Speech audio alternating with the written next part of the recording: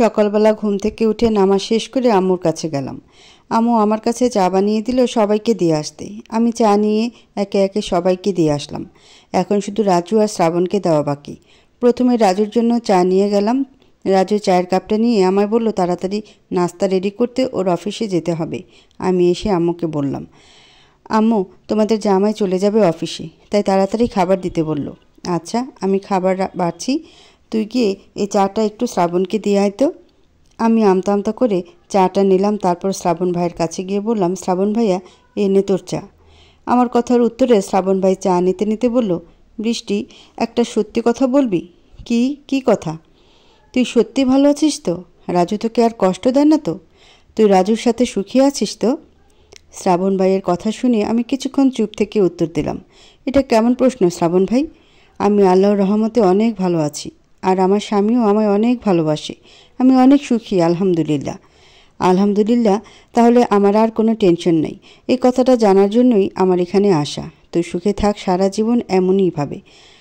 কোনো দুঃখ কষ্ট যেন তোকে কখনো ছুঁতেও না পারে, এই দোয়াই করি সবসময়। শুক্রিয়া ভাইয়া। এখন তাহলে আমি আসি, উনি আবার চলে যাবেন, খাবার দিতে হবে। তারপর আমি বাইরে বেরিয়ে এলাম। বুকের ভিতরটা চাপা কষ্ট অনুভব হচ্ছে। শ্রাবণকে আমি ইচ্ছা করেই মিথ্যা কথাগুলো বললাম, কারণ আমি জানি শ্রাবণ এখনও আমায় সে আগের মতোই ভালোবাসে। আর তাছাড়া আমি চাই না কেউ জানুক আমার আর রাজুর সম্পর্কের ব্যাপারে। সবাই যেন আমাদের সুখী দেখে, এই কামনাই করি সব সময়। তারপর রাজু এসে খেতে বসলো। আমি রাজুর পাশে দাঁড়িয়ে আছি, যা লাগিয়ে এগিয়ে দিচ্ছি। তখন শ্রাবণ ভাই এসে রাজুর পাশে বসলো। তারপর মোবাইলে একটা পিক বের করে বলল, দুলাভাই দেখুন তো আপনার শালাবাবুর জন্য এই বউটা পছন্দ হয় কি না। রাজু তখন ফোনটা নিয়ে দেখলো, আমিও দেখতে লাগলাম। অনেক সুন্দরী একটা মেয়ের ছবি। চোখ দুটো ভাসা ভাসা, গায়ের রং ফর্সা, চুলগুলো কোকড়ানো, মুখে মিষ্টি হাসি। এক কথা বলতে গেলে শ্রাবণ ভাইয়ের সাথে অনেক সুন্দর মানাবে। রাজু ছবিটা দেখে বলল, ও শালাবাবু, তোমার তো দেখি পছন্দ আছে, তোমার সাথে দারুণ মানাবে। তা নাম কি আমাদের হবু ভাবিজানের? ওর নাম শুকতারা জোনাকি, তবে সবাই তাকে জোনাকি বলেই ডাকে, কলেজে পড়ে। ওরা দুই বোন, কোনো ভাই নেই। শুকতারা জোনাকিই বড়। এখান থেকে গিয়ে আংটি বদল করে ফেলবো ভাবছি, তারপরেই বিয়ে। ওদের বাড়ির সবাই রাজি, আর আমার বাসারও সবাই জানে। আব্বুকেও বলবো এখান থেকে গিয়ে। শালাবাবু তো কাজের কাজ করে ফেললো গো, তাড়াতাড়ি দাওয়াতটা দিও, কবজি ডুবিয়ে খেতে আসবো। তা তো অবশ্যই। কিরে বৃষ্টি, ভাবিকে পছন্দ হয়েছে তোর? হ্যাঁ রে জোনাকি ভাবি আসলেই দেখতে অনেক কিউট। তোর সাথে মনে হবে বাদরের গলায় মুক্তার মালা। হিহি করে হেসে দিলাম। তাড়াতাড়ি বিয়েটা করে ফেল, কতদিন হলো বিয়ে খাই না। আরে যা, তোকে বিয়ের দাওয়াত দিবে কে? আমার বিয়েতে তোর কোনো দাওয়াত নেই, শুধু দুলাভাইকে দিব দাওয়াত। কি বলেন রাজু ভাই? হ্যাঁ গো শালাবাবু, যথা আজ্ঞা। তারপর খাওয়া দাওয়া শেষ করে রাজু চলে গেল। রাজু চলে যাওয়ার পরও শ্রাবণ ভাইয়েরা 2 দিন থাকলো আমাদের বাসায়। এই 2 দিনে আমাদের খুব দরকার ছাড়া কোনো কথা হয়নি, আর সব সময় দুজন দুজনের থেকে অনেক দূরে দূরে থেকেছি। কাল সকালে শ্রাবণ ভাইরা চলে যাবে। সন্ধ্যা হয়ে গেল। আমি আর সৌমি দাঁড়িয়ে আছি, ছাদের ওপর নীল আকাশ দেখছি। হঠাৎ শ্রাবণ ভাই এসে সৌমিকে বলল, কী রে সৌমি, তোকে সে কখন থেকে আম্মু ডাকছে, শুনতে পাস না? যা তাড়াতাড়ি শুনি আয়, কেন ডাকছে। শ্রাবণের কথা শুনে সৌমি চলে গেল। আমিও নিচে নামার জন্য পা বাড়িয়েছি, অমনি শ্রাবণ আমায় ডাক দিয়ে বলল, বৃষ্টি, তোর সাথে আমার কিছু কথা আছে। শ্রাবণের কথা শুনে আমি ওর দিকে ঘুরে দাঁড়ালাম। তারপর বললাম, কি কথা ভাইয়া বল। বৃষ্টি, আমি হয়তো এখান থেকে বাসায় গিয়ে জোনাকিকে বিয়ে করব, কিন্তু তোর কাছে আমার একটা অনুরোধ আছে, রাখবি বল আমার অনুরোধটা? কি অনুরোধ বল, চেষ্টা করব রাখার। তুই আমার বিয়েতে যাবি না। আম্মু হয়তো তোদের সকলকে দাওয়াত দেবে, কিন্তু সবাই গেলেও তুই আমার বিয়েতে যাবি না, কথা দে। কেন রে, হারকিপটা ছোট বোনকে ছাড়াই বিয়ে করবি? আমার কতদিনের শখ তোর বিয়ে খাবো, আর তুই কেনা বলছিস আমি তোর বিয়েতে যাব না? হ্যাঁ, তুই আমার বিয়েতে যাবি না। দেখ, আমি কিন্তু মজা করছি না, সিরিয়াসভাবে বলছি, তুই আমার বিয়েতে যাবি না। এইটুকু দয়া অন্তত কর আমায়। এবার আমি আর মজা করলাম না। আমি বুঝতে পারছি শ্রাবণ কেন এমন বলছে আমায়। তাই আমি ওকে বললাম, চিন্তা করিস না, তুই যেমনটা চাস তেমনই হবে। আমি যাব না তোর বিয়েতে। ভালো থাকিস, এই দোয়াই করি। আর জোনাকিকে অনেক ভালোবাসিস, কখনো কষ্ট দিস না ওকে। এই কথাগুলো বলে আমি নিচে নেমে এলাম, আর শ্রাবণ ভাই সেখানেই দাঁড়িয়ে রইল। তারপর রাতে খাওয়া দাওয়া করে সবাই ঘুমোতে গেল। সৌমি এলো আমার কাছে ঘুমোতে। সৌমি আর আমি অনেক গল্প করছি। গল্প করার এক পর্যায়ে সৌমি বলল, জানো বৃষ্টি আপু, আজকে আমি যে ছাদে দাঁড়িয়েছিলাম না, আর তখন ভাইয়া যে আমায় বলল আম্মু ডাকছে, আর আমি নিচে নেমে এলাম। তো কি হয়েছে সৌমি? হ্যাঁ, তারপর যখন আমি আম্মুর কাছ থেকে আবার ছাদে গেলাম তখন দেখি শ্রাবণ ভাইয়া না ফুপিয়ে ফুপিয়ে কাঁদছে। আমায় দেখে চোখের পানি মুছল তাড়াতাড়ি। আর আমি যখন প্রশ্ন করলাম কেন কাঁদছে তখন বলল চোখে নাকি পোকা ঢুকেছিল। জানো আপু, আমি কখনো ভাইয়াকে এভাবে কাঁদতে দেখিনি। বাদ দাও তো সম্মি, সত্যি হয়তো শ্রাবণ ভাইয়ের চোখে পোকা ঢুকেছিল, তাই চোখ দিয়ে পানি পড়েছে। না হলে ও কাঁদবে কোন দুঃখে? অনেক রাত হয়েছে, এখন ঘুমাও আপু। তাই হবে হয়তো। ঠিকই তো, ভাইয়া কাঁদবে কেন? সত্যি মনে হয় পোকা পড়েছিল চোখে। আচ্ছা, গুড নাইট আপু। Good night. তারপর আমি সম্মির থেকে অন্যদিকে ঘুরে শুলাম। কেন জানি না আমার বুকের ভিতরটা অসম্ভব কষ্ট অনুভব হচ্ছে। বুকটা ফেটে কান্না আসছে। আমি জানি কেন কেঁদেছে ওই পাগলটা, কিন্তু আমি যে নিরুপায়, কিচ্ছু করার নাই আমার। আজকের একটু কষ্টের ফলে যদি ও সারা জীবন সুখী থাকি এতে আলহামদুলিল্লাহ। সারা রাত ঘুম হলো না আমার। ছটফট করেই কেটে গেল সারাটা রাত।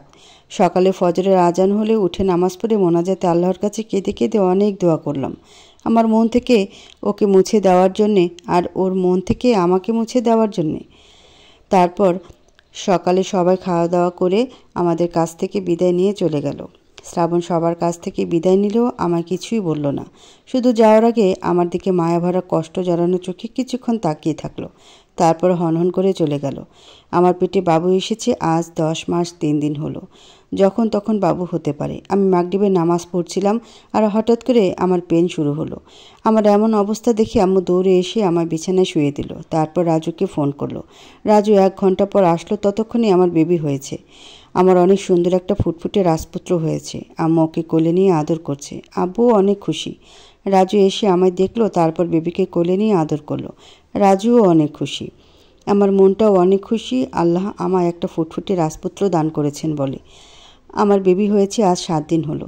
অথচ এখনও পর্যন্ত আমার শ্বশুরবাড়ির কেউ আমার ছেলেটাকে দেখতে আসেনি। বড্ড কষ্ট হচ্ছে আমার এটা ভেবে। পরিবারের প্রথম সন্তান, অথচ কারো কোনো আনন্দ নেই। কেউ একবার দেখতে আসার প্রয়োজনও মনে করল না। আমার ছেলের নাম রাখা হলো ইসমাইল। মসজিদের এক হুজুরকে দিয়ে নামকরণ করা হলো। 7 দিন পর আজকে নাকি আমার শ্বশুর শাশুড়ি আসবেন ইসমাইলকে দেখতে। আমিও তাতেও খুশি। ওদের সময় হয়েছে আমার ছেলেকে দেখতে আসার, এটাই কম কিসের। দুপুরবেলা আমার শ্বশুর আর শাশুড়ি মা এলেন 2 কেজি মিষ্টি আর 2টি জামার সেট নিয়ে। তারপর আমার ছেলেকে কোলে নিলেন, কিন্তু তার মুখে নেই কোনো আনন্দের ছাপ। আমার শ্বশুর মশাই অনেক খুশি, কিন্তু আমার শাশুড়ি মায়ের ভয়ে তিনি ইসমাইলকে আদর করার সাহস পাচ্ছেন না। আমি আমার শাশুড়ি মাকে জিজ্ঞেস করলাম, মা, মিম আপু এলেন না ইসমাইলকে দেখতে? আমার কথার উত্তরে শাশুড়ি মা বললেন, না, মিমের সময় নেই। আজকে ওর বান্ধবী জন্মদিনের পার্টি দিচ্ছেন, সেখানে যাবে। আমার শাশুড়ি মার কথাগুলো কেমন যেন তাচ্ছিল্যের সুরে বললেন। ওনার কথা শুনে আমি আর কোনো উত্তর দিলাম না। ইসমাইলকে দেখে ওনারা সন্ধ্যায় চলে গেলেন। অনেক থাকতে বলা হলো, কিন্তু থাকলেন না। রাতে আমি ইসমাইলকে নিয়ে শুয়ে আছি। রাত তখন আনুমানিক 10টা বাজে হয়তো। হঠাৎ আমার ফোনে অপরিচিত একটা নাম্বার থেকে কল আসলো। অপরিচিত, তাই প্রথমে 2বার বেজে বেজে কেটে গেল। আমি রিসিভ করলাম না, কিন্তু 3বারের সময় রিসিভ করলাম। আসসালামু আলাইকুম, কে বলছেন? ওয়ালাইকুম আসসালাম। কেমন আছিস বৃষ্টি? কণ্ঠটা শুনে আমার বুকের ভেতরটা কেঁপে উঠল। আমার সেই চিরচেনা বড় আপুর কণ্ঠ। কতদিন পর শুনলাম। আমি বলে উঠলাম, আপু তুমি? এতদিন পর? কোথায় ছিলে এতদিন?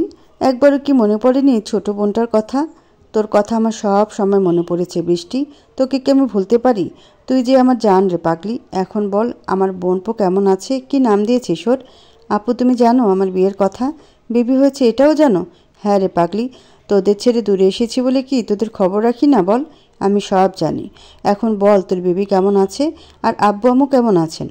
আলহামদুলিল্লাহ, সবাই অনেক ভালো আছেন আপু। তুমি কেমন আছো? তুমি এখন কোথায় বলো তো? আমিও আল্লাহর রহমতে অনেক ভালো আছি। আর আমি এখন শ্বশুরবাড়িতে আছি। তোমার শ্বশুরবাড়ির লোকজন কেমন আপু? আর দুলাভাই সে কেমন? ওরা সবাই অনেক ভালো রে বৃষ্টি। আমি অনেক সুখে আছি আলহামদুলিল্লাহ। আমার শ্বশুরবাড়ির সবাই আমার নিজের মেয়ের মতোই ভালোবাসে। আর আমার পেটে বেবি আসার পর থেকে তো আমার শাশুড়ি ননদ আমায় বেশি কাজই করতে দেয় না। আপু তোমার বেবি হবে? কয় মাস চলছে গো? ইস, কতদিন হলো তোমায় দেখি না। ফিরে আসো আপু প্লিজ। আব্বু আম্মু অবশ্যই তোমায় ক্ষমা করে দিবে আর সব কিছু মেনেও নেবে। এই তো 6 মাস চলছে, আর আমি খুব তাড়াতাড়ি আসবো তোর দুলাভাইকে নিয়ে। আমার বিশ্বাস আব্বু আম্মু আমায় ক্ষমা করবে নই। হ্যাঁ আপু, তুমি কিন্তু সাবধানে চলাফেরা করবা আর নিজের যত্ন নিবা, কেমন? আমার সেই ছোট্ট আদরের বোন বৃষ্টি আজ এত বড় হয়ে গেছে যে আমাকে উপদেশ দিচ্ছে। কতদিন হলো তোকে মন ভরে দেখি না রে বৃষ্টি। কবে যে দেখা হবে আবার? তুমি চিন্তা করো না আপু, আমি কালকে আব্বু আম্মুকে সব বলবো তোমার কথা, তারপরেই তুমি আসবা, কেমন? আচ্ছা বৃষ্টি, ভালো থাকিস, এখন রাখি, অনেক রাত হয়েছে। আচ্ছা আপু, আল্লাহ হাফেজ, আসসালামু আলাইকুম। ওয়ালাইকুম আসসালাম। তারপর ফোনটা কেটে গেল। অনেক দিন পর আপুর সাথে কথা বলে মনটা অনেক ভালো লাগছে। সকালে আমি আব্বু আর আম্মুকে আপুর সব কথা খুলে বললাম। আমার কথা শুনে আম্মু কান্নাকাটি শুরু করলো। হাজার হলেও বাড়ির বড় মেয়ে অনেক আদরের ছিল। তারপর আব্বু আমাকে অনেক বোঝানোর পর ওনার আপুকে মেনে নিল আর আমায় বলল আপুর নাম্বারটা দিতে। আমি নাম্বারটা দিলাম। আব্বু আম্মু দুজনেই আপুর সাথে কথা বললেন। সব কিছু মিটমাট হয়ে গেল। এইভাবে কেটে গেল 3 মাস। আজকে আমায় নিতে আসবে শ্বশুরবাড়ি থেকে, তাই নানা রকম আয়োজন হচ্ছে। আপু আছে সেই আয়োজনে। আপুকে আম্মু আব্বু বেবি হওয়ার জন্য নিয়ে এসেছে। সবার সাথে মিটমাট হয়ে গেছে। দুপুরে আমার শ্বশুরবাড়ি থেকে প্রায় 15 জন মানুষ এলো। তারপর খাওয়া দাওয়া শেষে আমরা রওনা হলাম শ্বশুরবাড়ির উদ্দেশ্যে। শ্বশুরবাড়িতে আসার পর শাশুড়ি ননদের আচরণ যেন আগের থেকেও খারাপ হয়ে গেছে। আমার ছেলেটাকেও একটু ভালোবাসে না তারা। জানি না কি দোষ করেছি আমি আর আমার ছেলে। রাজু একবার যদি ভালো ব্যবহার করে তো 5 বারই খারাপ ব্যবহার করে। ছেলেটাকে ভালোবাসে ঠিকই, কিন্তু কষ্টও দেয় কিছু কিছু সময়। আমার ছেলেটা এখন হাঁটতে শিখেছে। ওর এখন 1 বছর 5 মাস চলছে। এই 1 বছরে বদলে গেছে অনেক কিছুই। রাজুর আচরণ দিন দিন শুধু খারাপের দিকেই যাচ্ছে। আমি সবসময় চেষ্টা করি সকলের মন জুগিয়ে চলার, কিন্তু কিছুতেই পারি না। আমার শাশুড়ি ননদও সবসময় কথা শুনে কষ্ট দেয়। শ্বশুর মশাই কিছু চাইলেও করতে পারেন না আমাদের জন্য শাশুড়ি মায়ের ভয়ে। শ্রাবণ ভাইয়ের বিয়ে হয়েছে জোনাকি ভাবির সাথে আজ থেকে প্রায় 6 মাস আগে। সবাই গিয়েছিল ওর বিয়েতে, শুধু আমি যাইনি শ্রাবণ ভাইয়ের কথা রাখার জন্যে। শ্রাবণ ভাইয়ের বিয়ের পর আর কথা হয়নি ওর সাথে কখনো। ও জানে আমি অনেক সুখে আছি, ভালো আছি। 5 বছর পর, গত 5 বছরে আমার জীবন থেকে হারিয়ে গেছে অনেক কিছু, আর পাওয়ার মাঝে পেয়েছি শুধু আমার একমাত্র চোখের মনি ইসমাইলকে। দেখতে দেখতে অনেক বড় হয়ে গেছে আমার ছেলেটা। ও এখন অনেক কিছুই বোঝে। আমি ওর প্রাণ আর ও আমার প্রাণ। আমি ইসমাইলের জন্য পৃথিবীর সব করতে পারি। রাজুও সময়ের সাথে সাথে অনেক বদলে গেছে। আগের থেকে 1000 গুণ বেশি কষ্ট দেয় আমায়। আমার জন্য রাজুর কাছে কোনো সময় নেই, আর ভালোবাসা তো কখনো ছিলই না। বছরের পর বছর যায়, আমায় দেয় না কোনো কাপড় চোপড় কিনে। মধ্যবিত্ত বাড়ির বউ হয়েও আমার পোশাক আশাক সব গরিবদের মতো। কাপড় চোপড় ছিঁড়ে যায়, সেগুলো সেলাই করে পরি। মায়ের খাওয়ার ভয়ে ওর কাছে চাইতেও পারি না। আমার বড় বোন আমায় অনেক কাপড় চোপড় কিনে দিয়েছি, আমি সেগুলি পরি সবসময়। খাওয়া দাওয়াতেও অনেক কষ্ট করেছি এই 5টা বছর। আমার শাশুড়ির ননদ, তাদের তো আমি যেন চোখের কাঁটা। আমার ননদের বিয়ে হয়ে গেছে একটি ছেলের সাথে প্রেম করে পালিয়ে গিয়ে। প্রথম দিকে আমার শ্বশুর শাশুড়ি কেউ মেনে নেয়নি ওদের। তারপর আমি অনেক কষ্টের পর ওদের মিল করিয়ে দিয়েছি। সেই সময়টায় আমায় অনেক ভালোবাসতো আমার শাশুড়ি মা আর ননদিনী। কিন্তু যখনই ওদের সব কিছু মিটমাট হয়ে গেল, তখনই ওদের ভালোবাসাও পরিবর্তন হয়ে গেল বাজে আচরণে। আমার ছেলেটা বড় হয়েছে, ও এখন অনেক কিছুই বোঝে। যখন রাজু আমার গায়ে হাত তোলে তখন ছেলেটা আমায় জড়িয়ে ধরে কাঁদে। রাজু যখন আমায় মায়ের দিয়ে চলে যায় আর আমি বসে বসে কাঁদি, তখন ছেলেটা আমার মাথায় হাত বুলিয়ে আমার সাথে কান্না করে। তখন আমার মনে হয় কলিজাটা যেন ছিঁড়ে যাচ্ছে। ছেলেটাকে মাদ্রাসায় দেওয়ার সময়ও হয়ে গেছে। আমার অনেক আগে থেকে শখ ছিল ছেলেকে মাদ্রাসায় পড়াবো, কিন্তু আমার শ্বশুরবাড়ির কেউ চায় না মাদ্রাসায় পড়ুক। তারাই শুধু স্কুল চেনে। তাই বাধ্য হয়ে স্কুলে ভর্তি করে দিয়েছি। কিন্তু আমার সবথেকে কষ্টের বিষয় হলো ছেলেটাকেও কখনো মন ভরে কিছু কিনে দিতে পারি না। অনেক কষ্ট হয় তখন। এই 5 বছরে বদলে গেছে আমার আম্মু আব্বু। তারাও আর আগের মতন ভালোবাসে না আমায়। তাদের কাছেও যেন বোঝা হয়ে গেছি এখন। একবার রাজুর মার খেয়ে আর শাশুড়ি ননদের অত্যাচার সহ্য করতে না পেরে আমি ইসমাইলকে নিয়ে আব্বু আম্মুর কাছে চলে যাই। কিন্তু সেই যাওয়াটাই ছিল আমার সবচাইতে বড় ভুল। আমি যখন আব্বু আম্মুর বাসায় গিয়ে বলি রাজু আমায় মারধর করেছে, আমি সেখানে থাকতে চাই কিছুদিন, তখন আমার আব্বু আম্মু আমায় বলে, এখন তোর বিয়ে হয়েছে, বাচ্চা হয়েছে, এখন ওই বাড়িই তোর সব। আমরা এখন তোর পর। আর স্বামী একটু একটু মারতেই পারে, তার সে অধিকার আছে, তাই বলে তুই এখানে থাকতে চলে আসবি? সেদিন আব্বু আম্মু আমার কোনো কথাই শোনেনি। আমার সাথে এমন আচরণ করেছিল যে মনে হয়েছিল আমি যেন তাদের কাছে অনেক বড় বোঝা। তাই কষ্ট সহ্য করতে না পেরে আবার ফিরে আসি রাজুর কাছে। আর তখনই শুনতে হয় আরও বাজে বাজে খোঁটা দেওয়া কথা। রাজু বলে, কি হলো মহারানী, বাপের বাড়ি থেকে চলে এলো কেন? থাকতে পারলো না 2 দিনও? যা চলে যা, কেন ফিরে এলি? শাশুড়ি বলল, তেজ দেখে বাঁচি না। আমার ছেলে একটু কি বলেছে না বলেছে অমনি চলে গেল বাপের বাড়ি। কেন, জায়গা হলো না বাপের বাড়িতে যে আজকে ফিরে আসতে হলো? ঢং দেখে বাঁচি না বাপু। আমি ওনাদের কথার উত্তরে সেদিন কিছুই বলতে পারিনি। শুধু চোখের পানি ফেলে ছেলেকে বুকে নিয়ে চলে গিয়েছিলাম নিজের রুমে। তারপর থেকে আমি আর আব্বু আম্মুর কাছে যাই না। মাঝে মাঝে ফোনে কথা হয়। আমি তাদের সাথে এমনভাবে কথা বলি যে তারা জানে আমি অনেক সুখে আছি। তারা যেমন আছে থাক না তেমনই সুখী। শুধু শুধু আমার কষ্টের কথা বলে তাদের কেনই বা কষ্ট দিব? আজকে হঠাৎ করে রাজু যেন কোথায় থেকে অনেক রাগী লুক নিয়ে বাসায় আসলো।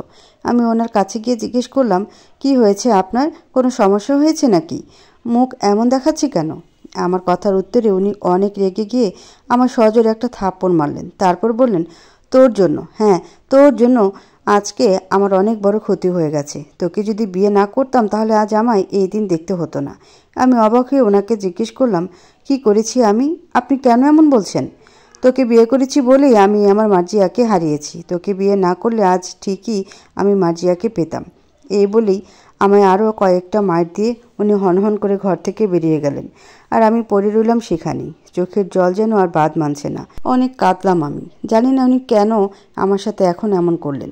কি ভুল করেছি আমি? এদিকে ছেলেকে স্কুল থেকে আনতে যাওয়াও সময় হয়ে গেল। তাই উঠে হাত মুখে পানি দিয়ে বোরখা পরে বের হলাম ইসমাইলকে আনতে। দুপুরে নামাজ পড়ে খাওয়া দাওয়ার পর ইসমাইলকে ঘুম পাড়িয়ে বসে আছি ওর পাশে। চোখ দিয়ে অনবরত পানি পড়ছে নানা রকম কষ্টে। হঠাৎ ফোনটা বেজে উঠল। একটা অচেনা নাম্বার থেকে কল এসেছে। তাই 2 বার বাজার পরেও কলটা রিসিভ করলাম না, কিন্তু 3 বারের বেলা রিসিভ করলাম। আসসালামু আলাইকুম, কে বলছেন? ওয়ালাইকুম আসসালাম, কেমন আছো? কে? আশফিয়া তুমি? এতদিন পর বুঝি এই বৃষ্টি আপুর কথা মনে পড়েছে তোমার? এই বৃষ্টি আপু, কি বলো তুমি? হ্যাঁ, তোমাকে কি আমি ভুলতে পারি নাকি গো? সব সময়ই তোমার কথা মনে পড়ছে আমার, কিন্তু পড়াশোনার চাপে কথা বলতে পারিনি। এখন থেকে কথা বলে বলে তোমায় জ্বালিয়ে খাবো? এটা আমার নাম্বার সেভ করে রাখো। হ্যাঁ বুঝলাম। এবার বলো, কেমন আছো তুমি আমার দুষ্টু মিষ্টি বোনটা? এই তো ভালো আছি আপু, তুমি কেমন আছো? আর আমার ভাগিনাটা কেমন আছে? আলহামদুলিল্লাহ ভালো আছো। তুমি এখন কোথায়? বৃষ্টি আপু, আমি তো এখন হোস্টেলে সৌমিদের বাসার কাছেই। সৌমি মানে কোন সৌমির কথা বলছো? আরে আপু, আমাদের সৌমি শ্রাবণ ভাইয়ের বোন, পারুল আন্টির মেয়ে। শ্রাবণের নামটা শুনতেই বুকটা কেঁপে উঠল। তারপর আমি আশফিয়াকে জিজ্ঞেস করলাম, তুমি পারুল খালামণিদের ওখানে কি করো আর হোস্টেলে কেন? আরে আপু, তুমি জানো না আমি এখানকার কলেজে ভর্তি হয়েছি। আর শ্রাবণ ভাইয়ের বউ জোনাকি ভাবিও আমার সাথে একই কলেজেই পড়ে। আমরা একসাথে কলেজে যাওয়া আসা করি সব সময়। আশফিয়া, তুমি জোনাকি ভাবিকে দেখেছো? কেমন দেখতে গো ওকে? আর খালামণিদের বাসার সবাই কেমন আছেন? হ্যাঁ আপু, আমি তো সবসময় জোনাকি ভাবির সাথেই থাকি বেশি। জোনাকি ভাবিকে দেখতে মোটামুটি ভালোই। আর শ্রাবণ ভাইদের বাসার সবাই অনেক ভালো আছে। এখন বলো, তোমার কি খবর? তুমি কেমন আছো? আর দুলাভাই কেমন আছে? দুলাভাই তোমায় অনেক ভালোবাসে, তাই না আপু? তুমি যে সুন্দরী, ভালোবাসতে বাধ্য। আশফিয়ার কথা শুনে আমার 2 চোখ বেয়ে পানি পড়তে লাগলো। ভালোবাসা? সেটা আবার কি? আমার জীবনে তো ভালোবাসা বলে কিছু নেই। তবুও নিজেকে শান্ত রাখার চেষ্টা করে আশফিয়াকে বললাম, আছি আল্লাহর রহমতে। তিনি যেমন রাখছেন তেমন। আর বাসায় সবাইও ভালো আছে। এই আপু, তোমার গলা এমন শোনা যাচ্ছে কেন বলো তো? তুমি কাঁদছো কেন? কি হয়েছে তোমার? সব ঠিক আছে তো? কই কাঁদছে না তো। আরে পাগলি, কাঁদবো কেন? এই দেখ, আমি তো হাসছি। আর ঠান্ডা লেগেছিল, তাই হয়তো গলাটা ধরা ধরা শোনা যাচ্ছে। ও কিছু না। আপু, তুমি আমার কাছ থেকে কথা লুকাচ্ছ? আমি বেশ ভালোভাবে বুঝতে পারছি তোমার মনের অবস্থা। আমি কি তোমার এতই পর হয়ে গেলাম যে তুমি আমাকেও সত্যিটা বলছো না? আশফিয়ার কথা শুনে আমি আর কান্নাটাকে ধরে রাখতে পারলাম না। আশফিয়া আমায় অনেক ভালোবাসে। আর ও আমার সব থেকে কাছের বন্ধুও ছিল। আমার জীবনের সব কথা, স্বপ্ন, আশা সব কিছু শেয়ার করতাম ওর সাথে। তাই আর সহ্য করতে পারলাম না। হো হো করে কাঁদতে লাগলাম। আমার এইভাবে কাঁদতে শুনে আশফিয়াও আমার সাথে কাঁদতে লাগলো। তারপর আশফিয়াকে সব খুলে বললাম। আমি আর কিছু লুকালাম না ওর কাছে। প্রথম থেকে শুরু করে শেষ পর্যন্ত সব কিছু খুলে বললাম। আমার কথা শুনে তো আশফিয়া রাজুর উপর রাগে ফসতে লাগলো। আর সাথে আব্বু আম্মুকে গালাগাল দিতে লাগলো। তারপর আমায় বলল, আপু, তুমি এতটা কষ্ট করেছো এই 5-6টা বছর, অথচ একটা বড় আমায় জানাওনি। আর মামা মামিও কি করে এসব জেনেও চুপ করে থাকে? আর তুমি দুলাভাইকে কিছু বলো না কেন? এভাবে কি কষ্ট নিয়ে মরতে চাও নাকি? কথাগুলো আশফিয়া কান্নাজড়িত কণ্ঠে রাগে বলল। আমি আশফিয়ার কথা শুনে কান্না থামিয়ে ওকে বললাম, আশফিয়া বোন আমার, আমি জানি তুমি আমায় অনেক ভালোবাসো, তাই আমার কষ্টের কথাগুলো শুনে এভাবে কাঁদছো আর কষ্ট পাচ্ছ। কিন্তু আমি ধৈর্য ধরতে জানি, আর ধৈর্যের ফল আমি একদিন না একদিন পাবো ইনশাআল্লাহ। তাই তুমি কষ্ট পেও না, আর আমার কথা কাউকে বলো না প্লিজ। আমি চাই না আমার সংসারের ব্যাপারে কেউ জানুক। প্লিজ বোন, আমার কথা দাও, কাউকে আমার ব্যাপারে কিছু বলবে না। ঠিক আছে, বলবো না, কিন্তু তুমি আগে বলো আর এমন অত্যাচার সহ্য করবে না, আর আমার সব কিছু বলবা কিন্তু। আচ্ছা তাই হবে আমার দাদি, এখন রাখি, আমার একটু কাজ আছে, পরে কথা হবে। আল্লাহ হাফেজ। ওকে, আল্লাহ হাফেজ, ভালো থেকো আপু। তুমিও ভালো থেকো। আসসালামু আলাইকুম। ওয়ালাইকুম আসসালাম। তারপর ফোনটা রেখে আমি কান্নায় ভেঙে পড়লাম। অনেক দিন পর আশফিয়ার সাথে মনের কথা শেয়ার করে কষ্টটা একটু হালকা লাগছে ঠিকই, কিন্তু কেমন যেন একটা বেদনার অনুভূতি হচ্ছে বুকের মাঝে। তারপর আসরের আজান হলে নামাজ পড়ে নিলাম। তারপর রাতের রান্না করতে রান্নাঘরে গেলাম। শাশুড়ি মায়ের খোটা দেওয়া কথা তো সবসময় আছেই। রাতের রান্না শেষ করে বসে রইলাম রাজুর অপেক্ষায়। রাত 12টা বাজতে চলল, কিন্তু রাজুর আসার নাম নেই। বারবার কল দিলাম, তবুও ফোনে পাচ্ছি না। খুব চিন্তা হতে লাগলো আমার। রাজুর জন্য বসে থেকে থেকে রাত 1টা বেজে গেল। তখন আমি বসে বসে প্রায় ঘুমিয়ে গেছি। হঠাৎ ডোরবেলের শব্দে আমার ঘুম ভাঙল। তাড়াতাড়ি উঠতে গিয়ে পড়ে গিয়ে হাতে অনেক ব্যথা পেলাম, কিছুটা কেটেও গেল। তবুও তাড়াতাড়ি উঠে গিয়ে দরজাটা খুলে দিলাম। তারপর দেখি উনি দাঁড়িয়ে আছেন আর আমার দিকে অগ্নিদৃষ্টিতে তাকিয়ে আছেন। রাগে ওনার চোখ দিয়ে যেন আগুন বের হচ্ছে। আমি ওনার এমন চাহনি দেখে ভয়ে 2 পা পিছিয়ে গেলাম। আর অমনি উনি ভিতরে ঢুকে দরজা লাগিয়ে আমায় অনেক জোরে একটা থাপ্পড় মারল। ওনার আচমকা এমন থাপ্পড় খেয়ে আমি তাল সামলাতে না পেরে চিৎকার দিয়ে নিচে পড়ে গেলাম। আমার চিৎকার শুনে আমার শ্বশুর মশাই উঠে এলেন। এসে দেখেন রাজু আমায় আরও মারার জন্য এগিয়ে আসছে। অমনি আমার শ্বশুর মশাই এসে রাজুকে একটা চড় মারল। তারপর বলল, রাজু, আর একবার যদি তুই বৃষ্টি মায়ের গায়ে হাত তুলবি তাহলে তোর হাত আমি কেটে ফেলবো বলে দিলাম। কি পেয়েছিস কি তোরা? বৃষ্টিও তো একটা মানুষ নাকি? সবসময় মেয়েটার উপর এমন অত্যাচার করেই চলেছিস তোরা মা ছেলে মিলে। বৃষ্টির মতো ভালো মেয়ে দেখি এখনও তোর সংসার করছে। অন্য কেউ হলে কবেই সংসারের কপালে লাথি দিয়ে চলে যেত। ছি, আমার ভাবতেও ঘৃণা হয় আমি তোর মতো একটা কুলাঙ্গার ছেলেকে জন্ম দিয়েছি। এতদিন কিছু বলিনি বলে কি ভেবেছিস যা নয় তাই করবি? তা আর হবে না। এখন থেকে বৃষ্টি মায়ের সাথে আর কখনো খারাপ আচরণ করে দেখিস আমি কি করি। আমার শ্বশুরমশাইয়ের চিৎকার চেঁচামেচি শুনে আমার শাশুড়ি মা এসে বলল, কি হয়েছে কি এত রাতে? এটা তো একটা ভদ্রলোকের পাড়া নাকি? আর এই যে তুমি কি শুরু করেছো? ওরা স্বামী স্ত্রী যা খুশি করুক গে, তুমি কেন ওদের মাঝখানে কথা বলছো? আমি কথা বলবো না মানে? তোমার এই কুলাঙ্গার ছেলে এত রাত করে বাড়ি ফিরে বউকে মারবে আর আমি বাবা হয়ে তা চেয়ে চেয়ে দেখবো? রাজু বৃষ্টির স্বামী, ও বৃষ্টিকে মারুক কাটুক তাতে ওর অধিকার আছে। তুমি কেন শুধু শুধু ওদের মাঝে কথা বলছো? চলো ঘরে চলো বলছি। এই কথাগুলো বলে শাশুড়ি মা আমার শ্বশুরমশাইকে হাত ধরে টানতে লাগলেন। আর অমনি আমার শ্বশুরমশাই সজোরে একটা থাপ্পড় মারলেন আমার শাশুড়ি মাকে। আর অমনি রাজু গিয়ে শাশুড়ি মাকে ধরে আমার শ্বশুরমশাইকে বলল, বাবা, তুমি আম্মুকে কেন মারছো? কি করেছে আম্মু? সব কিছুই শয়তান মেয়েটার জন্যে। ওকে আজ আমি মেরেই ফেলবো। খবরদার, আর একবার যদি সামনে এগোবি রাজু, তাহলে কিন্তু খুব খারাপ হয়ে যাবে। এতদিন আমি কিছু বলিনি দেখে তোরা মেয়েটার সাথে যা নয় তা আচরণ করবি, তা আর আমি হতে দেব না। এখন থেকে বৃষ্টি মায়ের সাথে আমি আছি। তোরা যদি বেশি বুঝবি তাহলে ঘাড় ধাক্কা দিয়ে বাড়ি থেকে বের করে দিব তোদের। মনে রাখিস এই বাড়িটা কিন্তু আমার। তুমি ওই শয়তান মেয়েটার জন্য আমার গায়ে হাত তুললে, আবার আমাদের বাড়ি ছেড়ে বের করে দিবে বলছো? আমাদের চেয়ে ওই মেয়েটাই তোমার কাছে বেশি হয়ে গেল? শাশুড়িমা বললেন কথাগুলো। হ্যাঁ, এখন থেকে আমি ওর বাবা, আর ওর সাথে যদি তোমরা কেউ একটু বাজে আচরণ করো তাহলে কিন্তু খুব খারাপ হয়ে যাবে বলে দিলাম। বৃষ্টিমা, তুই এভাবে শুয়ে আছিস কেন? ওঠ মা, তোর আর কোনো ভয় নেই, আমি আছি তোর সাথে। দেখি কার সাহস হয় এখন থেকে তোর গায়ে হাত তোলার। কি হলো? ওঠ মা। বৃষ্টি অনেকবার ডাকার পরেও যখন আমি উঠছি না দেখলেন, তখন আমার কাছে গিয়ে বসে দেখেন আমার মাথা ফেটে রক্ত বের হচ্ছে আর আমার জ্ঞান নেই। অমনি শ্বশুরমশাই রাজুকে ডেকে তাড়াতাড়ি আমায় তুলে খাটে শোয়াতে বলেন। তারপর আমার কপালে ব্যান্ডেজ করে মুখে পানি ছেটালে আমার জ্ঞান আসে। এতক্ষণ কি হয়েছে আমি কিছুই জানি না। তারপর কেউ কোনো কিছু না বলে যার যার মতো রুমে গিয়ে শুয়ে পড়ে। আমিও ঘুমিয়ে পড়ি। সকালে ঘুম থেকে উঠে নামাজ পড়ি, তারপর ওনাকে ডেকে মসজিদে যেতে বলি। উনিও বাধ্য ছেলের মতো কিছু না বলে মসজিদে চলে যায়। এটা দেখে আমার অনেক ভালো লাগে। তারপর আমার শাশুড়ি মায়ের সাথে কাজে যোগ দিই। কিন্তু আশ্চর্যের বিষয় হলো আজকে শাশুড়ি মা আমার সাথে অনেক সুন্দর আচরণ করছে, যেন আমি ওনার মেয়ে। আমার এতটা ভালো লাগছে যে বলে বোঝাতে পারবো না। তারপর আমি সকালে নাস্তা রেডি করে রাজুকে খেতে দিলাম। ও খাওয়া দাওয়া শেষ করে অফিসে যাওয়ার সময় আমায় বলে গেল, এই প্রথম এমনটা হলো। আমার বড্ড বেশি খুশি লাগছে, সাথে আশ্চর্য হচ্ছি। আমার শ্বশুরমশাই দেখি মুসকি মুসকি হাসছে শুধু। আমার কাছে এসে আমার মাথায় হাত রেখে বলল, মারে, তুই দেখিস তুই অনেক সুখী হবি। তোর আর কোনো চিন্তা নাই, আমি আছি তোর পাশে। আমি কিছুই বুঝলাম না, তবে মনটা অনেক ভালো লাগছে। তারপর ইসমাইলের স্কুলের সময় হলে ওকে খাইয়ে রেডি করে স্কুলে নিয়ে রেখে স্কুলের বাইরে বসে রইলাম। আর তখনই ফোনটা বেজে উঠল। নাম্বারটা আমার চিরচেনা শ্রাবণ ভাইয়ের নাম্বার। সেভ করা নেই, কিন্তু আমার মনে তো সেভ আছে।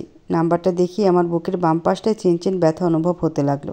তবুও আমি নিজেকে সামলিয়ে নিয়ে কল রিসিভ করে না চেনার ভান করে বললাম, আসসালামু আলাইকুম, কে বলছেন? ওয়ালাইকুম আসসালাম, আমি শ্রাবণ বলছি। কেমন আছিস বৃষ্টি?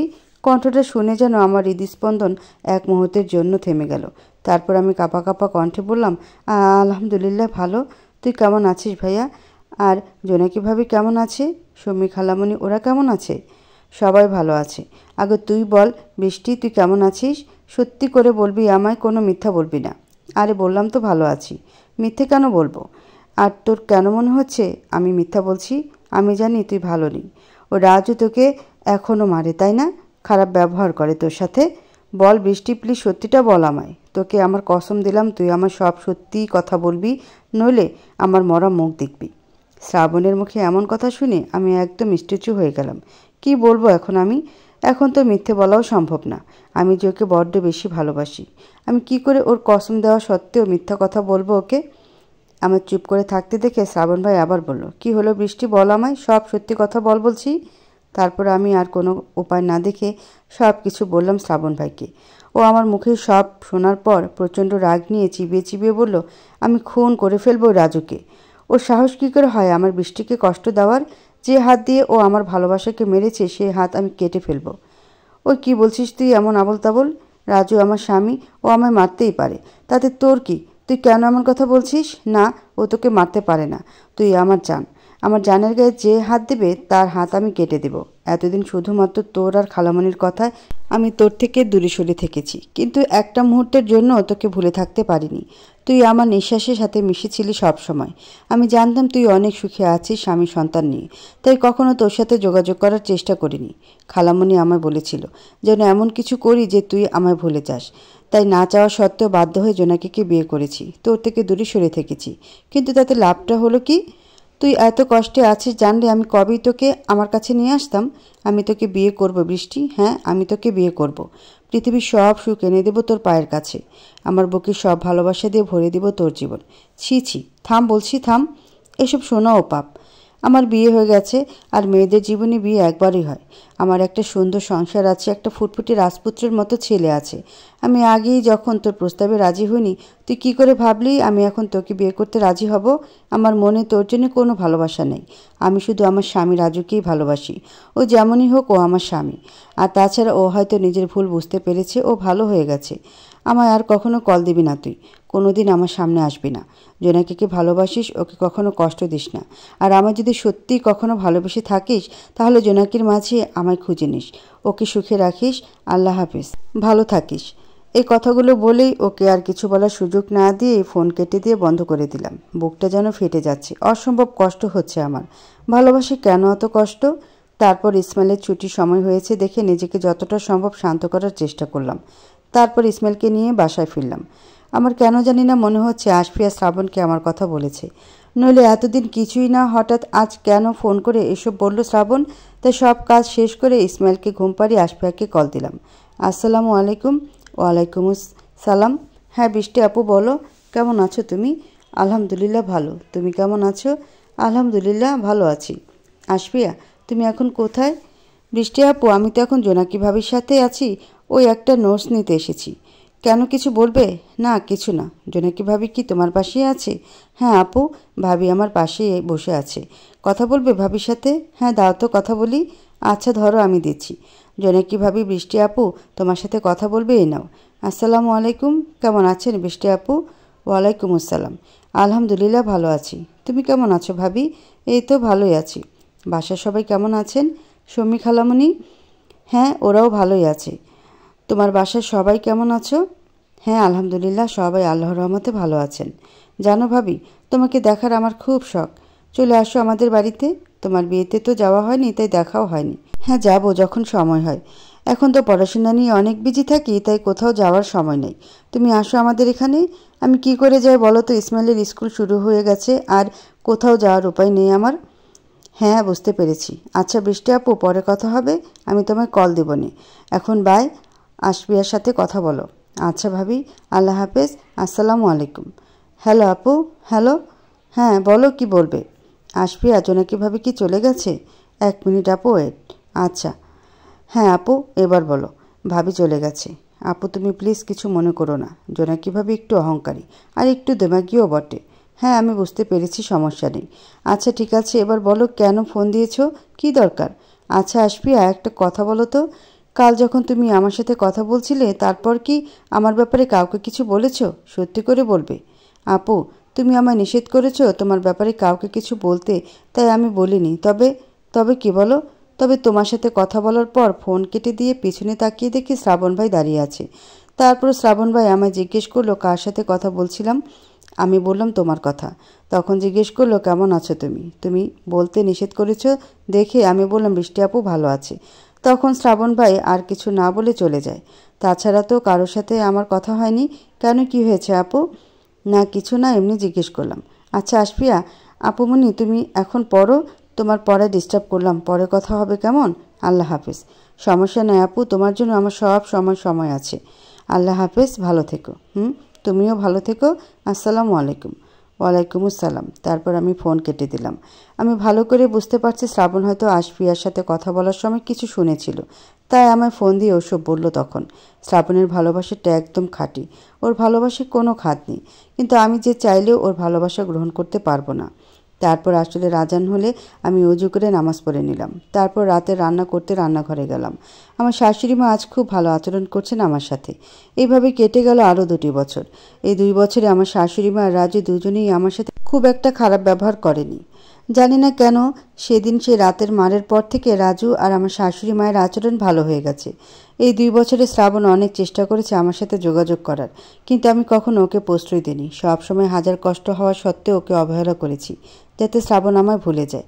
এই 2 বছরে আমি রাজুকেও ভালোবেসে ফেলেছি একটু হলেও।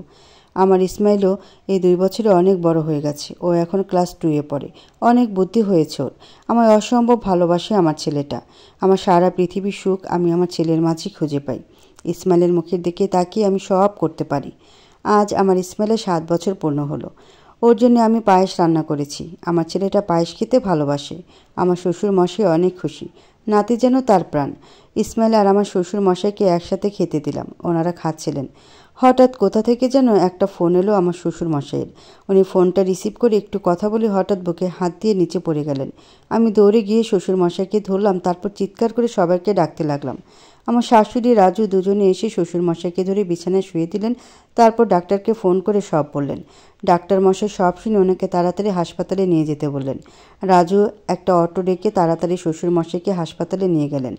ডাক্তার ওনাকে দেখে বললেন ওনার হার্ট অ্যাটাক হয়েছে, তাড়াতাড়ি একটা অপারেশন করতে হবে, নইলে ওনাকে বাঁচানো যাবে না। তারপর আমরা সবাই অপারেশনের জন্য রাজি হলাম। রাজু কিছু কাগজ সই করে দিল। বাবাকে অপারেশন থিয়েটারে নিয়ে যাওয়া হলো। দীর্ঘ 2 ঘন্টা পর ডাক্তার বের হলো অপারেশন থিয়েটার থেকে। রাজু দৌড়ে গিয়ে জিজ্ঞেস করলো বাবার কি অবস্থা। ডাক্তার মাথা নিচু করে কিছুক্ষণ চুপ করে রইল। তারপর বলল, I am so sorry mister Raju, আমরা অনেক চেষ্টা করেছি, কিন্তু আপনার বাবার অবস্থা খুবই ক্রিটিক্যাল ছিল, তাই আমাদের কিছু করার ছিল না। He is dead. ডাক্তারের এমন কথা শুনে পুরো হাসপাতাল জুড়ে যেন কান্নার রোল পড়ে গেল। হাসপাতাল থেকে বাড়ি নিয়ে আসা হলো বাবাকে। আমার জন্য সব কিছু কেমন স্বপ্নের মতো লাগছে। আমি এখনও বিশ্বাসই করতে পারছি না আমার শ্বশুর বাবা মারা গেছেন। উনি আমার কাছে নিজের বাবার চেয়ে কোনো অংশে কম ছিলেন না। আমাকে উনি নিজের মেয়ের মতোই ভালোবাসতেন। এই বাড়িতে আমার দুঃখের সময় সাথে যদি কেউ থেকে থাকেন তাহলে সে ছিলেন আমার শ্বশুর মশাই। উনি সব সময় আমার সাহস যোগাতেন। আমার কাছে উনি ছিলেন মাথার ওপর স্নেহের ছায়ার মতন। ওনার মৃত্যু আমি কিছুতেই মেনে নিতে পারছি না। আমি যেন পাথর হয়ে গেছি। মুখে কোনো কথা নেই, একদম চুপ করে বসে আছি মাটির ওপর। চোখের পানিটাও যেন বেইমানি করছে, একটুও বেরোচ্ছে না। আমার ইসমাইলও কান্না করছে ওর দাদুর মাথার কাছে বসে। দাদুভাই ছিল ওর একমাত্র খেলার সাথী। বড্ড কষ্ট পাচ্ছে ছেলেটা আমার। শাশুড়ি মা, মিমাপু, রাজু সবাই কাছে, শুধু আমার চোখের পানি নেই। পাথরের মূর্তির মতো বসে আছি। আমাদের এক প্রতিবেশী জানতেন আমার কথা। আমার শ্বশুর মশাইকে আমি কতটা ভালোবাসতাম।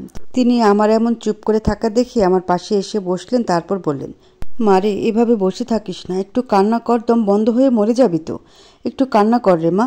ওনার কোনো কথাই যেন আমার কানে যাচ্ছে না। আমি সেই আগের মতো চুপ করে বসে আছি।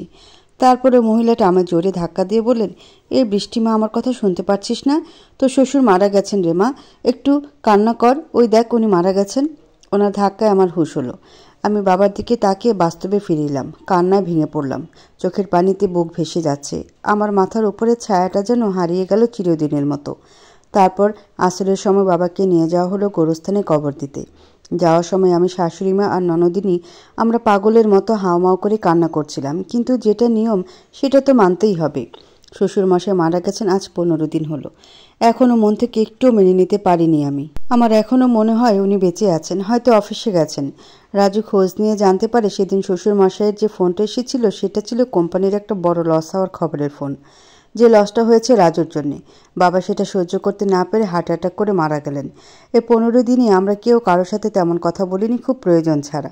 রাজু এখন অফিসের প্রতি বেশ মনোযোগী হয়েছে, মন দিয়ে কাজ করে সব সময়। আমার ননদিনী চলে গেছে শ্বশুরবাড়ি। শাশুড়িমা সবসময় মুখ গোমরা করে থাকেন, কারোর সাথে কোনো কথা বলেন না। পুরো সংসারটা সামাল দিতে হচ্ছে আমায়। আমার ছেলেটাও কেমন চুপচাপ হয়ে গেছে, দাদুভাইকে হারানোর ধাক্কাটা এখনও সামলে উঠতে পারেনি। এভাবে কেটে গেল আরও একটি মাস। এখন সব কিছুই প্রায় স্বাভাবিক হয়ে গেছে, কিন্তু এখন রাজু আর আমার শাশুড়ি মায়ের আচরণে অনেক পরিবর্তন এসেছে। রাজু কথায় কথায় আমার গায়ে হাত তোলে, আর শাশুড়ি মায়ের যেন চোখের কাটা আমি। ছেলেটাকেও খুব একটা ভালোবাসেন না এরা। বড্ড কষ্ট হয় এদের আচরণ দেখে। মানুষ কি করে এত পরিবর্তন হতে পারে? সন্ধ্যা নামাজ পড়ে ইসমাইলকে পড়াচ্ছিলাম। বাসায় শুধু আমি আর শাশুড়ি মা, ইসমাইল ছিলাম। হঠাৎ গেটের শব্দ। আমি দৌড়ে গিয়ে গেট খুলে দিলাম। খুলতে একটু দেরি হয়েছে। রাজু দরজা খোলার সাথে সাথে আমায় অনেক বাজে ভাষায় গালি দিয়ে বলল, ওই এতক্ষণ সময় লাগে দরজা খুলতে? ঘরের মধ্যে কি করছিলে এতক্ষণ যে দরজা খুলতে এত লেট? ওনার এমন আচরণ দেখে আমি অবাক হয়ে বললাম, কি বলেন এসব? আমি তো ইসমাইলকে পড়াচ্ছিলাম, তাই আসতে একটু দেরি হয়েছে। ছেলেটা বড় হচ্ছে, তার সামনে এগুলো কেমন ভাষা আপনার? এখন তো অন্তত নিজের ভাষাগুলোতে লাগাম দেন। কি বললি তুই? তোর এত বড় সাহস, তুই আমার মুখের উপর কথা বলিস? হ্যাঁ রামজাদি, আজ তোকে মেরেই ফেলবো। এই বলে রাজু আমার ইচ্ছা মতো মারতে থাকলো। আমি শুধু চিৎকার করে কাঁদতে লাগলাম। আমার চিৎকার শুনে ইসমাইল দৌড়ে এসে ওর বাবার সামনে দাঁড়িয়ে বলল, আব্বু আব্বু, আম্মুকে মেরো না। ছাড়ো আব্বু, আমার আম্মুকে মেরো না। ইসমাইল আমায় জড়িয়ে ধরে কাঁদতে লাগলো। তখন রাজু আমায় ছেড়ে দিয়ে সোফায় গিয়ে বসলো। তখন সব কিছু নীরব হয়ে গেল। আমার শাশুড়ি পাশের রুম থেকে এসে বলল, এখানে এত চেঁচামেচি কিসের শুনি? এই মেয়ে, তোমার কি লাজ লজ্জা বলে কিছু নেই? এইভাবে চেঁচিয়ে কি মানুষকে জানাতে চাও আমরা তোমাকে কষ্ট দিই? কি হয়েছে কি শুনি? এই রাজু, কি হয়েছে? হ্যাঁ বলতো আমায়। আর বলো না আম্মু, আমি সে কখন থেকে গেটে এসে দাঁড়িয়ে আছি, আর মহারানী এতক্ষণে এসে দরজা খুলে দিয়েছেন। আবার আমি বলছি দেখে আমার মুখে মুখে তর্ক করে ওর সাহস কত! ভেবেছে এতদিন কিছু বলিনি, তাই যা নয় তাই করবে, আর আমি ওকে কিছু বলবো না। এতদিন তো শুধু বাবার ভয়ে কিছু বলতে পারিনি, কারণ যদি ওকে মারতাম বা কিছু করতাম তাহলে বাবা আমায় এই বাড়ি থেকে বের করে দিত সে ভয়ে। কিন্তু এখন তোকে কে বাঁচাবে? এখন তো তোর শ্বশুরও নেই। রাজুর কথার সাথে আমার শাশুড়িও তালে তাল মেলাচ্ছেন। আমি কিছু বলছি না, ইসমাইলকে বুকে জড়িয়ে ধরে কান্না করছি আর ওদের কথা শুনছি।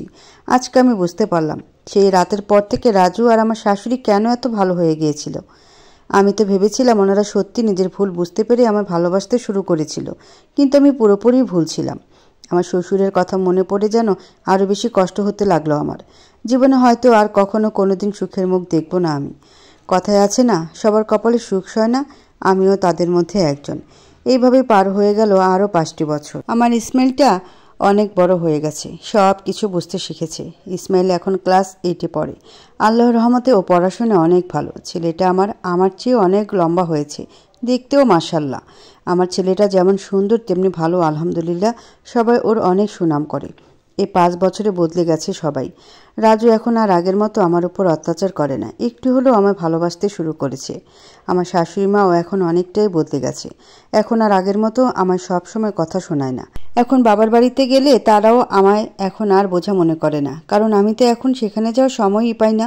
সবসময় সংসার নিয়েই ব্যস্ত থাকি। আমার ননদিনীও এখন আগের মতো খোঁচা মেরে কথা বলে না আমায়। যখন আসে ভাবি ভাবি করে মাতিয়ে রাখে, হয়তো নিজের ভুলগুলো বুঝতে পেরেছে। আমার বড় বোনটাও অনেক সুখে আছে। ওর একটি ছেলে আর একটি মেয়ে হয়েছে। তাদের নিয়ে ওর একটা সুন্দর সাজানো সংসার হয়েছে। আমার ফুফাতো বোন আশফিয়ারও অনেক ভালো একটা ছেলের সাথে বিয়ে হয়েছে। আল্লাহর রহমতে অনেক সুখে আছে ও। আশফিয়া নাকি বেবি হবে কিছুদিন পর। ওর শ্বশুরবাড়ির লোক ওকে অনেক ভালোবাসে। এখনও কথা হয় মাঝে মাঝে ওর সাথে। মেয়েটা বড্ড ভালোবাসে আমায়।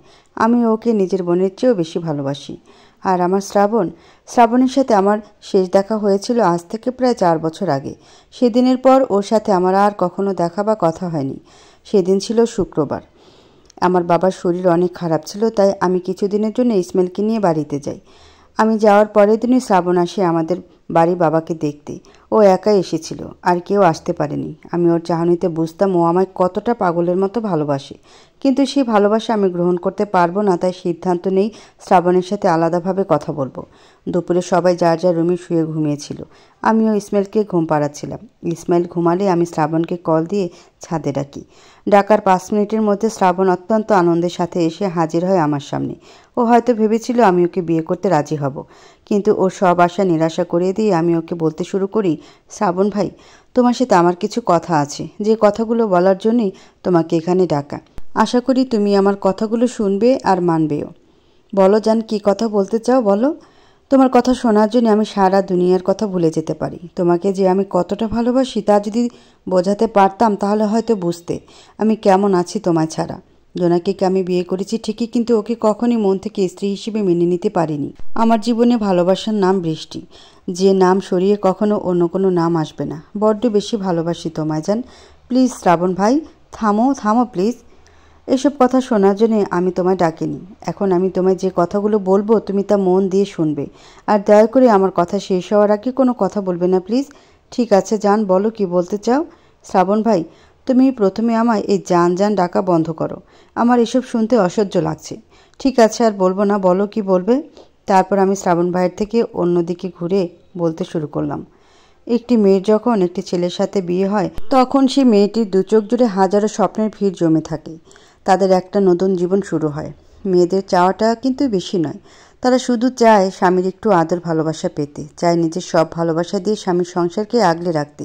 সে চায় শ্বশুরবাড়িতে সকলকে আপন করে নিয়ে সুখে সংসার করতে।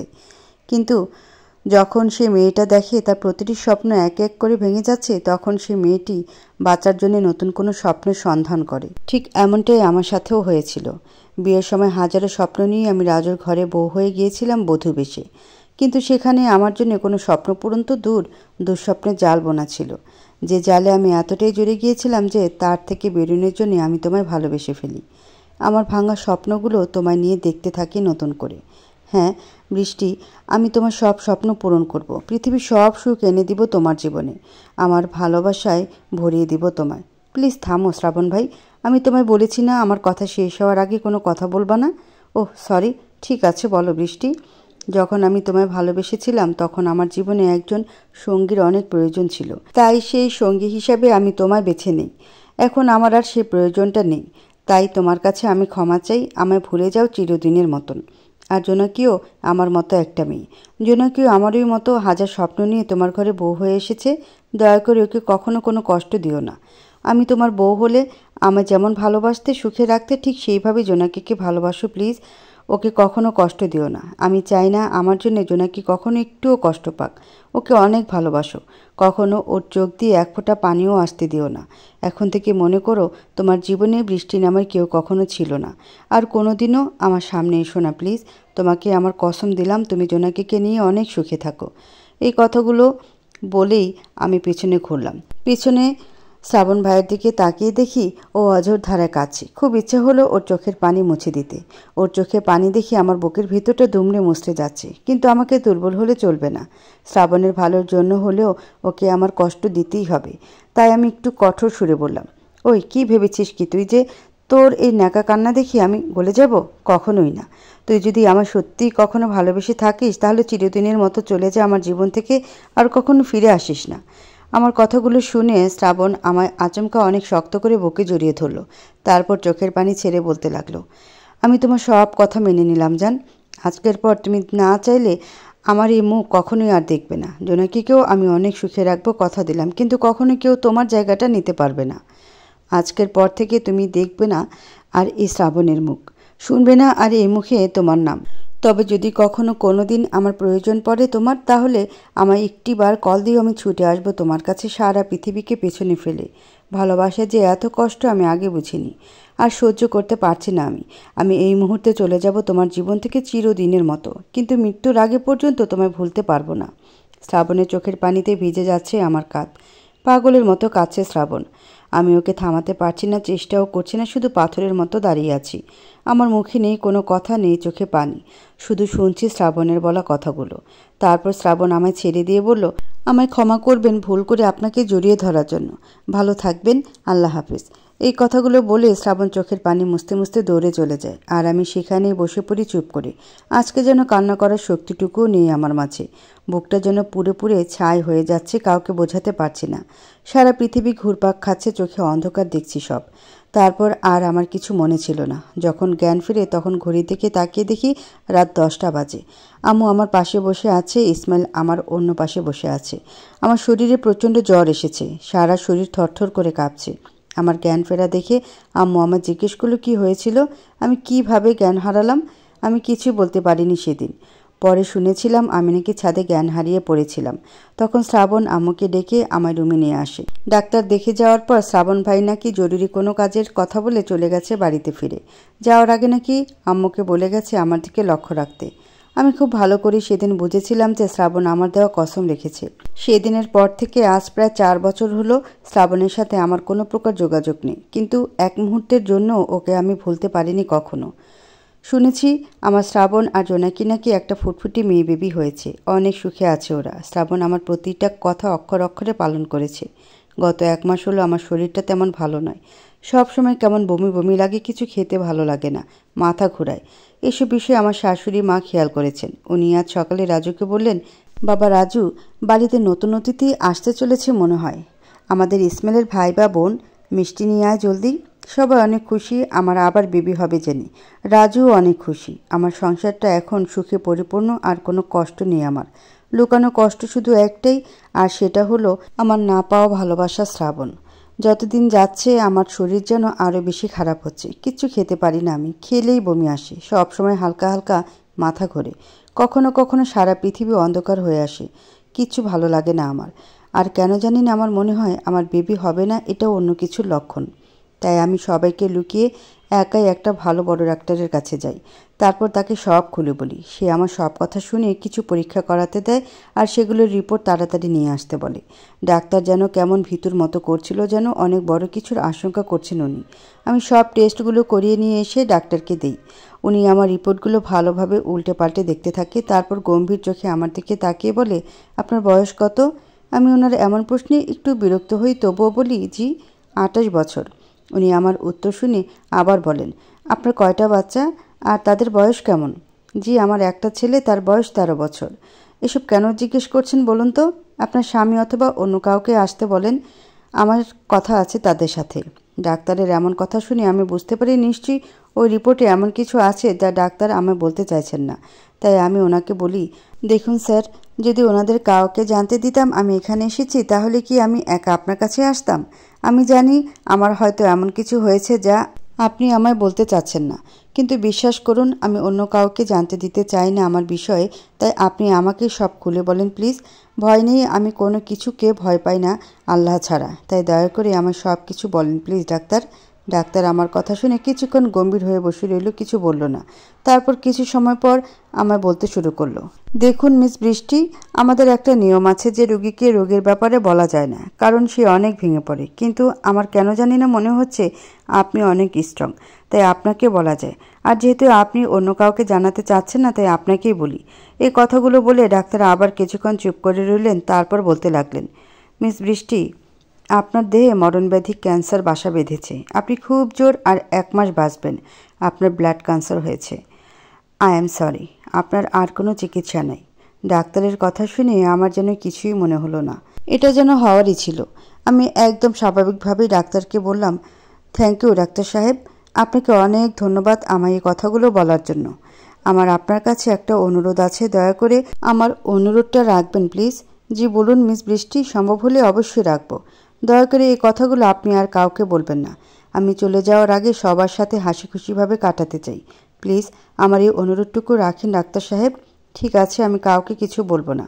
আমি আপনার অবস্থাটা বুঝতে পারছি। আর একটা কথা, যেদিন দেখবেন আপনার প্রচণ্ড মাথা ব্যথা হচ্ছে আর সাথে বমি হচ্ছে, তখন আর দেরি করবেন না, যত তাড়াতাড়ি সম্ভব হাসপাতালে চলে আসবেন। জি ডাক্তার সাহেব, আপনাকে অনেক ধন্যবাদ। আমি আপনার কথাগুলো মানার চেষ্টা করব ইনশাআল্লাহ। এখন তাহলে আসি, ভালো থাকবেন, আসসালামু আলাইকুম। ডাক্তার সাহেব আমার সালামের উত্তর নিয়ে একটা দীর্ঘশ্বাস ছাড়লেন। আর আমি হাসি মুখে বাড়ি ফিরে এলাম। এই একটি মাস আমি সবার সাথে অনেক সুখ ও আনন্দে কাটাতে চাই, ভুলে যেতে চাই অতীতের সকল দুঃখ কষ্ট। আমার কষ্ট শুধু একটাই, আমার ইসমাইলের পড়াশোনা শেষ করা নিয়ে। ওর কোনো ব্যবস্থা হওয়া দেখে যেতে পারবো না, তবে চিন্তাও করি না, কারণ আমি জানি রাজু ওকে দেখবে অবশ্যই। আমি একে একে সকলের সাথে দেখা করতে গেলাম। একদিন গেলাম আমার বড় আপাদের বাড়িতে, সারাদিন ওদের সাথে অনেক আনন্দে কাটালাম। তারপর গেলাম আশফিয়াদের বাড়িতে, ওর সাথে অনেক মজা করে কাটালাম। কাউকে বুঝতে দিলাম না আমার রোগের কথা। আমার রাজু আর শাশুড়ি মায়ের সাথেও অনেক ভালোভাবে পার করলাম 20টা দিন। আর এই 20 দিনে ইসমাইলকে নানাভাবে বোঝালাম মৃত্যু সবার আছে, একদিন সবাইকে চলে যেতে হবে পৃথিবী ছেড়ে। ইসমাইল আমায় বারবার জিজ্ঞেস করতো আমি এসব কেন বলি, কিন্তু আমি সব হেসে উড়িয়ে দিতাম। আল্লাহর ইবাদতে মশগুল থাকতাম, তাহাজ্জুদ নামাজ পড়ে তওবা করতাম। তারপর আমি সবাইকে বলে আমার বাবার বাসায় চলে আসলাম ইসমাইলকে নিয়ে কিছুদিন থাকবো বলে। আমি চাই বাবার বাসা থেকে মৃত্যুকে আহ্বান করতে। আব্বু আম্মুর সাথে অনেক আনন্দে কাটালাম আরও 2টো দিন। তারপর আমার ক্যান্সার ধরা পড়ার 25 দিনের দিন শ্রাবণকে ফোন করলাম। আসসালামু আলাইকুম। ওয়ালাইকুম আসসালাম। বৃষ্টি, কেমন আছো তুমি? আলহামদুলিল্লাহ ভালো আছি। তুমি কেমন আছো শ্রাবণ ভাই? জোনাকি ভাবি, তোমার মেয়ে, ওরা কেমন আছে? সবাই ভালো আছে বৃষ্টি। তোমার শরীর ভালো তো? কি হয়েছে তোমার? কণ্ঠ এমন শোনাচ্ছে কেন? কই কিছু হয়নি তো, আমি ঠিক আছি। তোমায় একটা অনুরোধ করার জন্য ফোন করেছিলাম। আমার একটা অনুরোধ আছে, রাখবে? বলো। বলো বৃষ্টি, কি করতে হবে আমায়? একবার বলেই দেখো। শ্রাবণ ভাই, তুমি কি কালকে একটু আসতে পারবে আমাদের বাসায়, মানে তোমার খালামণির বাসায়? তোমায় একটু দেখতাম। না মানে আসলে অনেকগুলো বছর হলো দেখি না তো, তাই আর কি। আমার কথা শুনে শ্রাবণ ভাই একটা বড় নিঃশ্বাস ছেড়ে বলল, আমি কালকে সকালে আসছি বৃষ্টি। এই দিনটার জন্য আমি গত 4 বছর ধরে অপেক্ষা করে আছি। আমি কালকেই আসছি। ঠিক আছে শ্রাবণ ভাই, তাহলে কাল দেখা হচ্ছে ইনশাল্লাহ। এখন রাখি, আল্লাহ হাফিজ। আসসালামু আলাইকুম। তারপর শ্রাবণ ভাইকে আর কিছু বলার সুযোগ না দিয়েই ফোন কেটে দিলাম। তারপর 3টা চিঠি লিখলাম, একটা শ্রাবণের জন্যে, একটা রাজির জন্যে, আর একটা আমার ইসমাইলের জন্যে। সবগুলো চিঠির ওপর যার যার নাম লিখে দিলাম। তারপর চিঠিগুলো একটা খামে ভরে ইসমাইলকে দিয়ে বললাম, ইসমাইল আব্বু, এই খামটায় 3টা চিরকুট আছে, 3টার ওপর 3 জনের নাম লেখা। এটা তোমার কাছে আমি গচ্ছিত রাখলাম।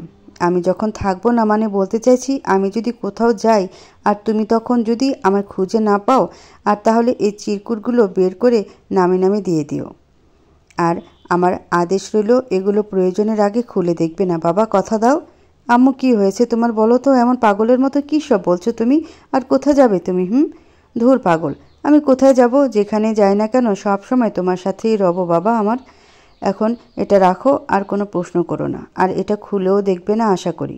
আচ্ছা ঠিক আছে, তাই হবে, দেখব না আমি। তারপর আমি আমার রুমে চলে আসি আর দরজা লাগিয়ে মন খুলে কান্না করি। পরের দিন অনেক সকালবেলায় শ্রাবণ চলে আসে আমাদের বাসায়। আমি ওকে পা থেকে মাথা পর্যন্ত ভালো করে দেখলাম। এই 4 বছরে কতটা বদলে গেছে শ্রাবণ। একটু মোটা হয়েছে, ছোট ছোট দাড়ি হয়েছে, তবে সেই আগের মতোই সুন্দর দেখতে আমার শ্রাবণকে। শ্রাবণকে দেখে আমি সালাম দিলাম। তারপর ও সালামের উত্তর নিল আর আমাকেও একইভাবে দেখলো একবার মায়া ভরা চোখে। তারপর ও ফ্রেশ হয়ে আসলে আমি নিজে হাতে সব বেড়ে ওকে খাওয়ালাম। ওর বাসার সবার কথা জিজ্ঞেস করলাম, সকলের ছবি দেখলাম। জোনাকি, ওর মেয়ে শম্মী খালামণি, সবার ছবি মন ভরে দেখে নিলাম। তারপর শ্রাবণকে বললাম, শ্রাবণ ভাই, তুমি এখানে 2 থেকে 5 দিন থাকবে প্লিজ। তারপর আমি চলে যাওয়ার পর একেবারে চলে যাও। আর দয়া করে এই 2-3 দিন আমার সাথে আগের মতো ঝগড়া করবে, দুষ্টুমি করবে, কেমন? আর হ্যাঁ, আমার সেই আগের মতো কালো পেতনি লাল পরি বলে ডাকবে। বৃষ্টি, কী হয়েছে তোমার বলো তো? তুমি এমন আচরণ কেন করছো? আমার কেমন জানি লাগছে। তুমি রাখবে না আমার এই আবদারগুলো? বিশ্বাস করো, তোমার কাছে আর জীবনেও কিছু চাইবো না আমি। এটাই হবে আমার শেষ চাওয়া ও পাওয়া। আর কোনো প্রশ্ন নয়, এখন যাও, একটু বিশ্রাম নাও, অনেক দূর থেকে এসেছো।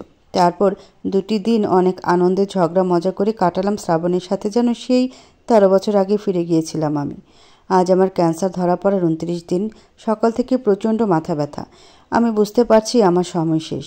তাই ইসমাইলকে ডাক দিলাম আমার রুমে। ইসমাইল এলে ওকে অনেক শক্ত করে বুকে ঝরিয়ে ধরলাম। তারপর বললাম, বাবা, আমাকে একটু তোমার নানা নানির কাছে নিয়ে যাও তো, মাথাটা প্রচণ্ড ধরেছে।